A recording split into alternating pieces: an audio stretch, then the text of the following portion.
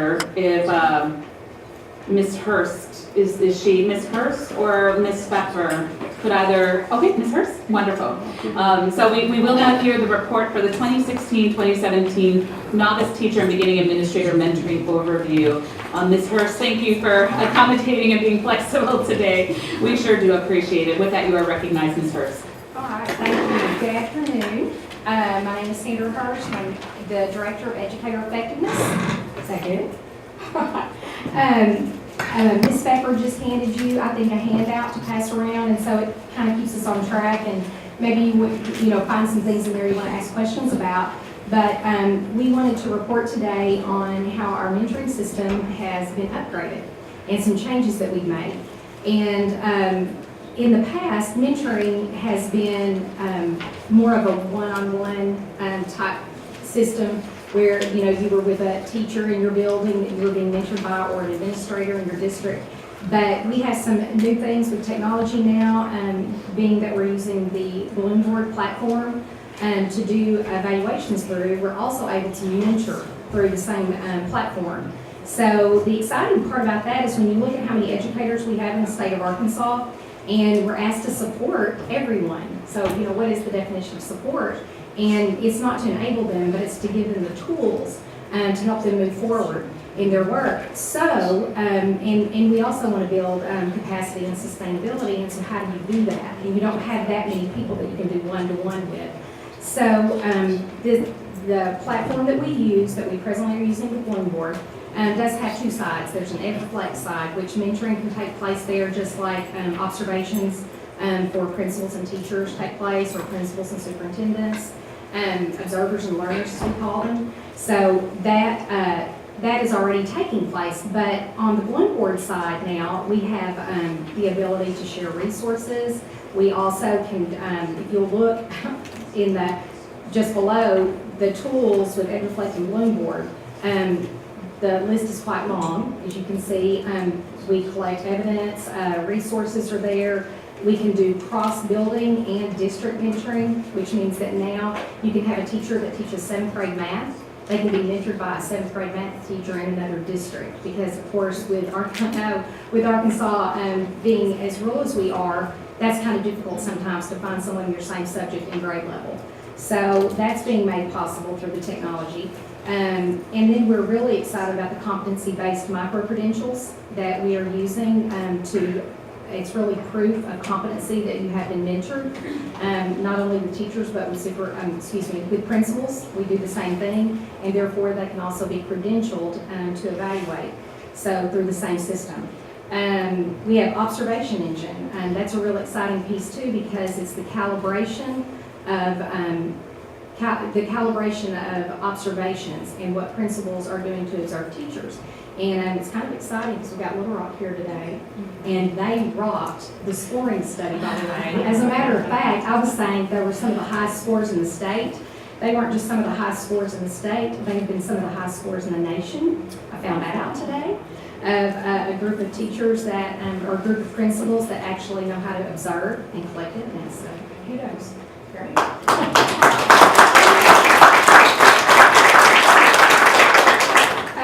The other exciting piece to this is that people can collaborate across the state and even across the nation. For right now, we've kind of held the collaboration pieces just within the state, so we have chat rooms. And we have already found out that we have probably around 5,000 users already that are in there using the system. And so that's really exciting. We have our Survive and Thrive resources in there, which is really just the kind of a timeline for teachers and principals to know what's happening next, and for conversations to be able to occur between your novices and your mentors. And then, of course, the leadership quest that we're really excited about, that is taking place with our principals. We have those rooms even in Bloomboard.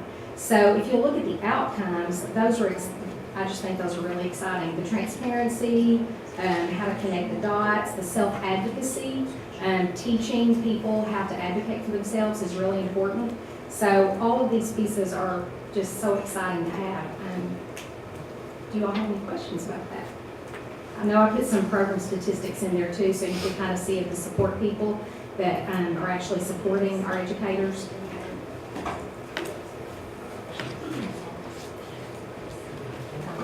you so much, Ms. Hurst. This is a very exciting report, and it's wonderful to get this information. I'll open up, I do have some questions, but I'm going to open it up to questions to my colleagues. Questions or discussion? Yes, Ms. Newton. I just have a comment because I've been a past mentor, and in the past it's been the putting enough time, you know, rather than worrying about making that a novice teacher a better teacher. And I really appreciate the work and the thought and the effort that you put into this. I can see that it's vastly improved. So thank you for doing that. It's exciting. Yes, we worked hard. I can tell. Well, we wanted to make it more of a one-stop shop too. That was the purpose of this, so it's exciting. That's what people find exciting about it, is all the tools are in one place and they don't have to, you know, like you said, they don't have to go actually to the school. They can do it via Zoom or video observation, and so it's really exciting. So our new teachers this year are using this, and what kind of feedback are you all getting from that? Once they're in the system, we're finding out that, you know, people, when they make the comment, well, it's not user-friendly, well, someone in our, we figured out that it's only friendly if you use it. So once they figured out how to do that, it's been great because they're getting in there and we're actually able to, we can't see the content, but we can see how many users. And just to know that we already have that many people in using the system this early in the school year is really exciting. So it's been very positive, the feedback has been, because once people are in, they can't believe the resources. They're like, oh my goodness. And I love the piece in here, and you'll like this, the self-directed professional development. I think that's what they're excited about. You know, that means a lot to me. I know. I'm curious how the Department of Ed is going to promote this statewide so that teachers know. I mean, the older veteran teachers, I think this would be so great for them to know that this is changing and it's going to benefit our newer teachers in such a broader way. And I'm wondering how you all are promoting that. We've done this through training at our for our principals at conference. Oh, there you go. So we're still in the process of promoting it, but they know they have to have a mentor. So we're out there constantly doing that. But right now, just in the OEE office, we have made, well, we had 270 or 280 project directors, one for each district. And we've made over 100 phone calls just to make sure everybody's in the system. We're still making them. Right. But we're doing a lot of it via technology too. Good, So that's we're out great. there. Into your, about your veteran teachers, what's really exciting about the system is that now we're able to like have maybe one really good veteran teacher mentor 3 people. Right. So that's been exciting too, and we couldn't do that before, so. Do you have to be a mentor or a novice teacher to participate in the chat rooms? No. So any teacher? We have like co-ops, some of our co-ops have opened up rooms and our leadership quest us, so I feel like we're gonna build more rooms. This is as we amazing. go. Thank you so much. Yes, thank you. And Ms. Abels, if I can add to that on how are we promoting it, we have really made a concerted efforts to connect our co-ops more directly with this work. So the training is actually being led by Marilyn Johnson at the Arch Ford Co-op, and she's building the capacity with the other co-ops so that they are a central support. And then to the project directors to make sure they really understand the changes in the system, because the project directors are in the local schools. But I will add this, that we are hoping that we can utilize you, Ms. Newton, and I think Ms. Robinson is here. And we're putting together just a short presentation for you all, because we realize one of the limitations at the department, we can't reach teachers at the level that we need to so that they know and understand. And so they can even say, hey, if this is not happening in your school, if you're not getting personalized professional development in your school, you should be. And so here are the questions you need to ask. So we actually, over the next few weeks, want to put some resources in your hands and in a few others' hands so that you all are kind of, I'm stealing off of Ms. Kaufman's idea of the ambassadors, so that we have multiple voices connecting to teachers, because that's something we definitely need to improve on. I'm excited about learning and then sharing with all of the teachers of the year from every state that I think will want this in their states. So thank you. Thank you for your questions, Ms. Abels. You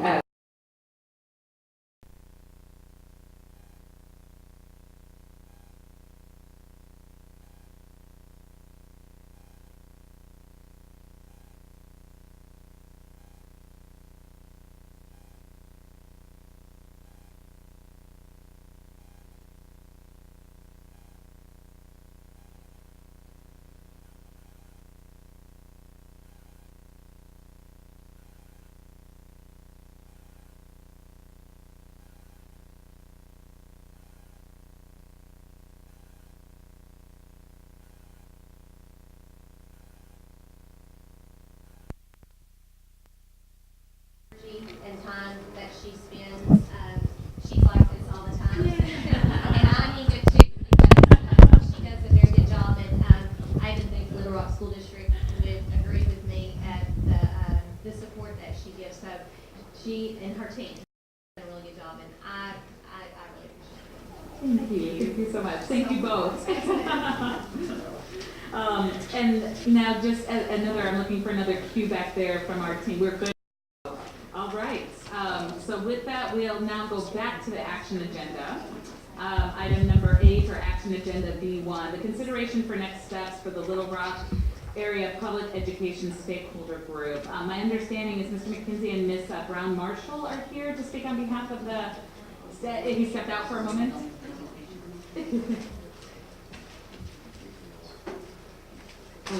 No, he stepped out permanently for a day anyway. He had a conflict with the meeting, but it's with us as well.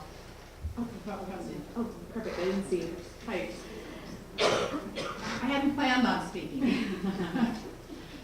But we're at the point where we're needing direction from you all. We earlier brainstormed a number of research questions that we thought were going to be crucial to our being able to move forward in answering the questions that the board had given to us. And we got an estimate from one entity that ran the bill up way past what we had expected and what we think anyone could have. So at this point, we are asking for direction. What is it that we need to do in order to find researchers or the data that may already exist that we don't know about, to enable us to answer the questions based on what's current and what's real, as far as relating to the questions and what we feel is germane to answering those questions in a circumspect way. Thank you so much. And I'll just add a little in that I had the opportunity to observe the last meeting of the stakeholders group. I was in town for some other actually commitments tied to this board, and had the opportunity to see just a tremendous commitment that each of these individuals have.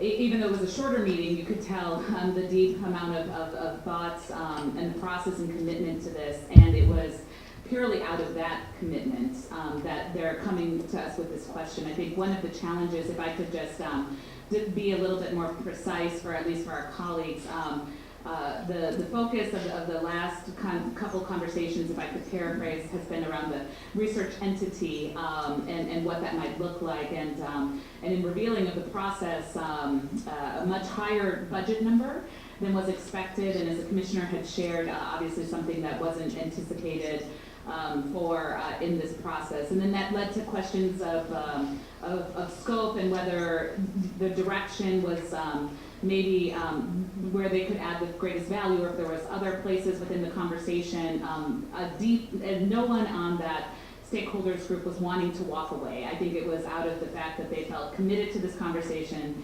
felt the great need for this conversation, and just wanted a little bit more guidance in terms of how to focus their time, acknowledging that it's just not in a sort of financially, fiscally feasible to talk about a research entity that we're quoting, at minimum 6 figures or close to 6 figures in terms of support for this effort. And so what else could this look like, or what additional direction could we give out of a desire of not abandoning the scope and what was kind of set out as an objective for this group. I don't know if I... Absolutely, I add a hearty amen to exactly what you said. Nobody's quitting, nobody's ready for quitting. We were simply wanting to be able to proceed in concert with what is doable, but in the light of what we feel very strongly about, which is making sure that decisions are based on data that are current, that are as global as they possibly can be.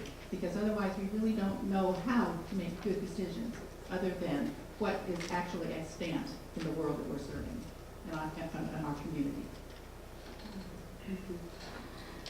So with that, I do want to thank you so much for that. And now what I'd like to open it up with the board here is a conversation with your group and some feedback. I know I've given some thought on this matter. I asked Dr. Barth to give some thought on this matter, as well as both the individual that drafted the original resolution and for all practical respects have been our liaison with the group. And then there may be others here in preparation, having seen this on the action agenda, have given some thought to this. So with that, again, I'd like to open up with discussion and see if we can offer some guidance, hence the reason it's in the action agenda, so that we can commit to some actual tangible outcomes here that can give the stakeholder group the guidance that they're seeking. You want to go first? Okay. The way I approached it, I went to the sort of summation of the different points that and the questions that were came out of the stakeholders group, and then they were addressed by this group, CRPE. And it is a group of individuals who do research and assist in coming up with objective data that can then be used. And as I looked at them, and I think you all have them in front of you there under, like the initial question, my recommendation to the stakeholder group and to this group to recommend to them is that there has been over time several different times in the last 40 years, what's called effective schools research, and it goes into what it takes to make an effective school. And the thing that you will find as you go through that research and you access it without paying anything is that there are 4 or 5 things that are consistent no matter when the research was done, what decade it was done in, whether we were in No Child Left Behind or in what testing program was being used or before testing programs were being used. But so just for them to study that would, I think, be of help in addressing the questions under number 1. Number 2 and 3, which get into how schools can best meet the educational needs of a student population markedly diverse. My theory is it's not the kids. And so if you get the teachers and the parents and the administrators and everybody come up with a way to work together, then it's just a matter of putting the available data and the research together and being sure that the 2 district superintendents and the public charters in the south of the river area collaborate and work together to make sure this gets done. That's 2 and 3. Number 4, there's 2 or 3 different ways this could be done. It could be done through a sampling survey, and Dr. Barth is one of the experts, because I see him on TV all the time in the political realm, about how you can either do sampling research or you could actually ask all the parents and then take the ones who choose to respond. Why did you choose to stay in this school? Why did you choose not to go to that school? Why are some of your children here? Why are some of your children not? And it would, there again, it wouldn't be something that was costly or required an expert to go out and then compile the data. As far as number 5 is concerned, Mr. Kaur and Dr. Guess are working on these and enlisting all the available data that they can. And I'm sure that anything that's needing to be done with the leaders at the different charters would work on that as well. And number 6, we can use examples that are already in effect. For example, I know KIPP is working with Lee County and Helena, West Helena, and on the to and through concept that they came up with. One of the teachers and the schools are visiting back and forth. with the go-to-meeting kind of things, they can mentor and find places to find mentors. Like if you have a weakness in your district, find a district that's a strength in, or a charter versus charter, or however it might be, and then do some pairing and mentoring in that way. And just taking the data that's already available and then using the data and applying it to the south of the river districts, we could come up, with this. And another thing, Miss Edwards, who is another very good member of that group, was asking about the ESSA thing. So I think if that group watched the September 28th meeting, when there were several people that gave some, Erola, Denise, who's working with the stakeholder group and the ESSA group, the stakeholders and group, and the, what do you call your ESSA committee? Steering committee, sorry. And if because the kind of information you all are gathering that will be used to go forward is the kind of thing that Ms. Edwards, she was sort of, I think, wondering if they had been left out of that mix in some way, not knowing maybe that they were live streamed. And, we do the best we can, we think, to make sure everybody knows who we're talking to, when we're talking, when the meetings are, etc. But Ms. Edwards has a day job, so she may not can stop and look at that, but teaching them or making sure they are aware that these are archived and they can go back and look at them. But that meeting in particular, because I'm watching all of the stakeholders meeting as well as your steering committee, and so many of the things she was asking were the things you addressed 2 days later at that steering committee meeting. So I think it's just a matter of the stakeholders have, felt like, I'm sure they're drinking out of a water hose instead, or a fire hydrant instead of a water hose, but they're trying to get up to speed as quickly as possible. And for those of us who are on the board, as well as those of us who are educators, and Ms. Newton and I have been in it a long time, we can point them in the direction of the research that's being done that effective schools are using now. And then I'm sure both superintendents and the charter school people are familiar with this research, whether or not the stakeholders group are or not. So, the good news is everybody wants all the kids in the state of Arkansas, and that includes the kids south of the river, to be successful and have good access to good quality schools. And, I can speak for myself as an educator. I don't care if you come to my school or go to that other school. I just want you having a good education wherever your parents choose and however they choose for you to be educated. So if that's of any help, in addition to anything that Dr. Garth may have to say, he and I, obviously couldn't collaborate, we can't talk in between, but just trying to be of help to them and give them direction. Sometimes we think we are, but we're talking in inside baseball kind of terms, and it may be hard for them to see what our point was or the direction we were wanting to go. But we certainly had not planned on spending $250,000 of money that could go to children. And so, yeah, that was a low number, that's right. Yes, Dr. Barr.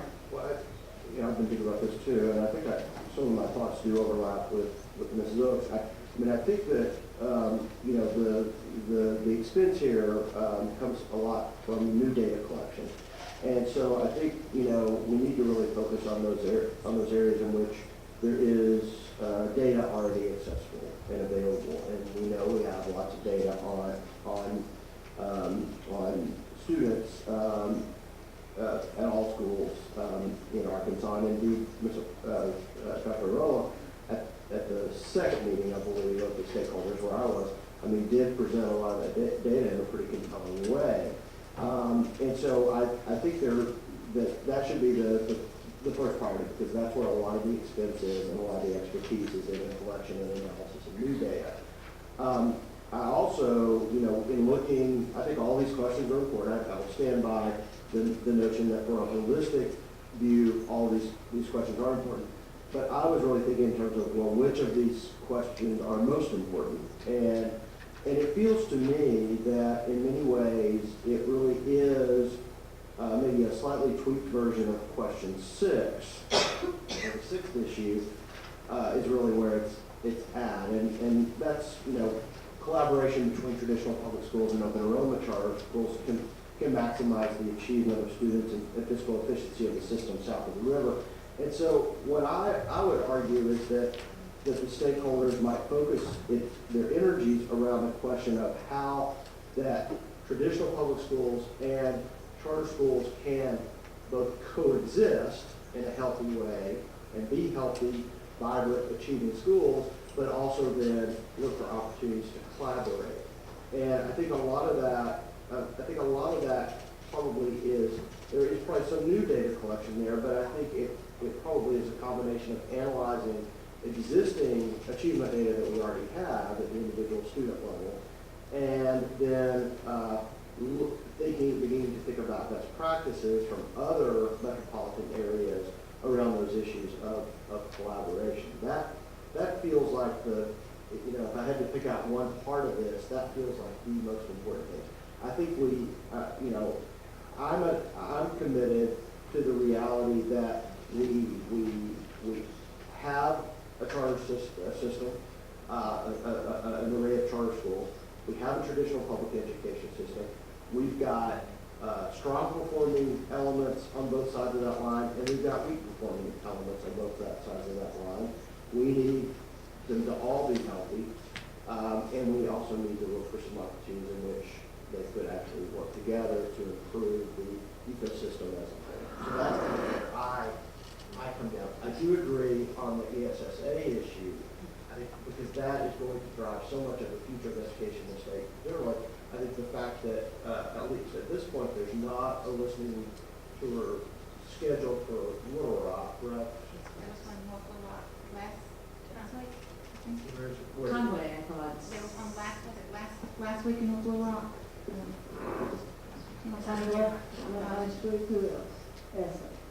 Week before last in Little Rock, I guess. I have to But look up. the idea is others that are ambassadors have sessions. I think Senator English was working on one, so I think there was a conflict. I'm not sure if that one happened or not, but there are others who are talking about setting those up. And then they have the 10 Yeah. listening sessions around the state that we, the department, is leading. And there's one next week, I think, in Conway.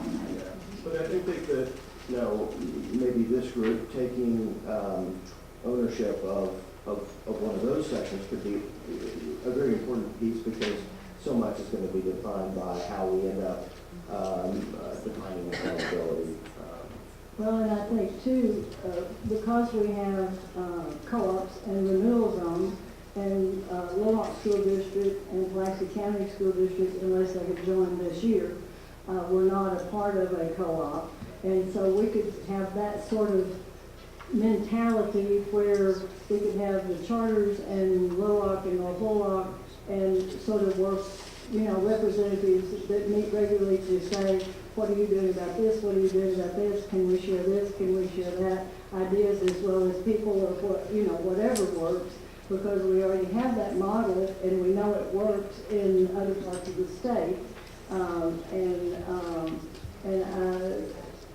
I have not met anyone in any of those groups that don't want to work together and want to find out, oh gosh, you're doing this and that worked, well, I hadn't even thought of that, thanks. Can you send that teacher over here and give us a PD, or, that kind of concept, and, work with it that way. And actually, Ms. Soka, my thinking on this is actually very well aligned with your last point there, and piggybacks off, I think, Dr. Barth's. We spend so much time, and the conversations we've had around Little Rock have been spending so much time on the worst performing schools, right, and our challenges. And one of the things we've always talked about with charter schools is it was supposed to be an opportunity of incubators of excellence that then could feed into the traditional public school, or at least have that dialogue with the traditional public school system. And so I wonder if in the search for number 6, because I agree with Dr. Barth around, I think that there's when I walk away and think about my vote from back in March in regards to this, it was largely tied to that number 6. How do we create a system of collaboration between traditional public schools and charter schools? How do they coexist to the equal benefit of all students, so that some students aren't necessarily benefited more than others, or some are hurt as a result of decisions that are made? And one thing that we've talked about that hasn't been fully documented is what are the best practices in the public schools and in the charters. What if we looked at the top tier charters, asked the stakeholders to look at the top tier charter schools and public schools, had them come in before them and talk about what they're doing well? And that we document that, and then we ask them the question, well, how can we share this moving forward? Because part of collaboration is communication, right? I mean, we have to, there's always going to be, and we'll never completely, I think, get rid of sort of this competitive nature, and maybe in some ways we don't want to.